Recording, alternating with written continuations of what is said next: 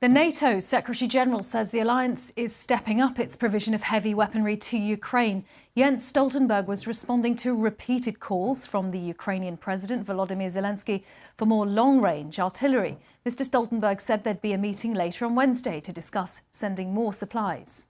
Ukraine should have more heavy weapons, and NATO allies and partners have provided heavy weapons now for actually a long time, but they're also stepping up. There will be a meeting tomorrow at the NATO headquarters in the contact group for support to Ukraine. Let's talk to our correspondent Nick Beek, who is in Kiev. Nick, how close do you think NATO will come to providing what Ukraine says it needs? Morning, Karen. I don't think they'll be getting what they want, the Ukrainians, because for days and weeks now they've been saying that they simply don't have the military capability to push back the Russians. The Ukrainian commanders say they're extremely grateful for the continuing help and weapons that Western nations are sending, but simply without the firepower to match the Russians, they're going to be losing territory. And so today, in the city of Severodonetsk, where we've seen some of the fiercest fighting in recent weeks, there is supposed to be a so-called humanitarian corridor. In other words, a pause in the fighting where the Russians are promising that some of the civilians who have been besieged in that place can escape, can go to safety, actually to northern occupied territories. We don't know how that's holding. We don't know whether that's been able to take place. But certainly, if you look at other cities like Mariupol on the south coast, the Russians were accused of opening these humanitarian corridors and then opening fire and in some cases killing the very civilians they said they were going to give a window to escape. We focus more and more on Severodonetsk, Nick, but there are some parallels with the city that you mentioned that was under siege for so many months, Mariupol. You've been reporting on what life is like for civilians there now.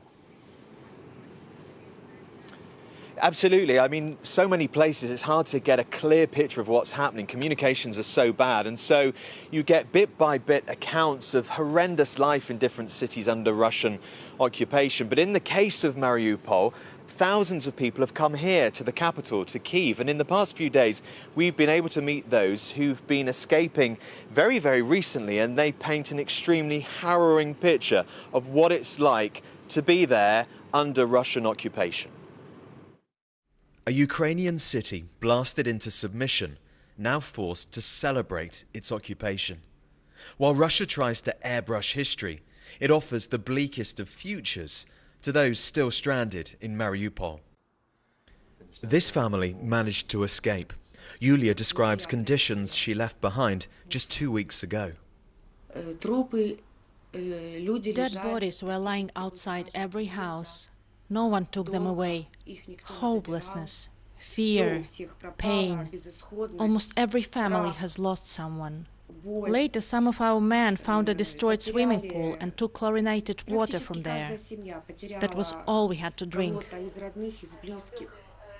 Now in the relative safety of the capital, Kyiv, they're reunited with others from their home city. Group therapy for the Mariupol exiles, a traumatized, displaced community. People come to me with panic attacks, says psychologist Anya. The explosions and the murders, they see all of the evil that the Russian Federation has brought to Ukraine. Families are fragmented. Anastasia and Yevdokia don't know if they'll see their grandparents again. This place has only been open a fortnight, but already more than 5,000 people, all from Mariupol, have come here for support.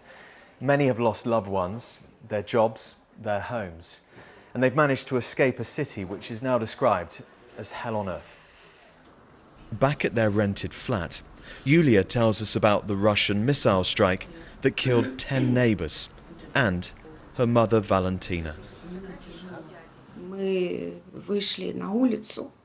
Everyone who survived went outside. There was shelling.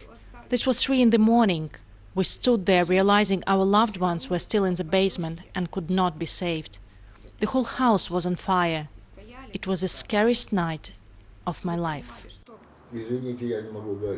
Mykola now mourns his wife of 52 years. I'm starting to cry.